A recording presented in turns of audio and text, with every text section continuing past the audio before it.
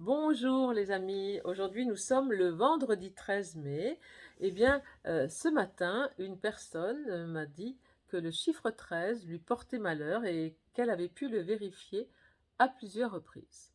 Alors, cette phrase m'a donné envie de vous faire une petite capsule sur les croyances. Alors, dans notre tradition française, eh bien, il existe plusieurs croyances que un chat noir sur notre route peut nous porter malheur, que si nous marchons sous un échafaudage, si nous gardons un parapluie ouvert dans une maison ou bien si nous retournons du pain dans une panière sur la table, eh bien tout ça risque de nous porter malheur. Alors si en plus nous avons la malchance de casser un miroir, eh bien ce malheur il va durer 7 ans. Alors évidemment tout ça ne repose sur rien. Ce sont des phrases stupides même qui malheureusement sont tout à fait courantes, qu'on entend souvent. Alors ce sont des malédictions. Ce sont des choses qui sont dites pour le mal. Je vous propose, dans cette petite capsule, de le transformer en bénédiction, des choses qui vont être dites pour le bien. Alors, prenons un exemple. Tout le monde aime le chocolat, mais tout le monde ne pense pas que le chocolat va faire grossir. Si vous pensez, quand vous prenez du chocolat, que ce chocolat va vous faire grossir, eh bien, ne le prenez pas, car votre pensée, elle est créatrice.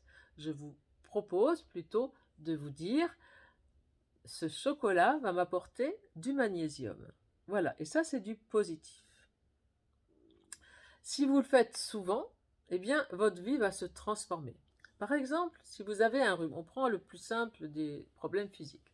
Si vous avez un rhume, si vous avez la conviction vraiment que c'est un remède homéopathique qui va vous aider à guérir, eh bien prenez-le, car votre foi en ce médicament, en ce remède, eh bien, va multiplier l'effet du remède. Mais la même chose sur l'aspirine. Si vous pensez que c'est l'aspirine qu'il vous faut, eh bien, prenez de l'aspirine parce que votre pensée, votre foi en l'aspirine va multiplier l'effet du médicament, de l'aspirine.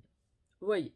Donc, en conclusion, notre pensée est créatrice, ça veut dire que nous sommes tous des créateurs.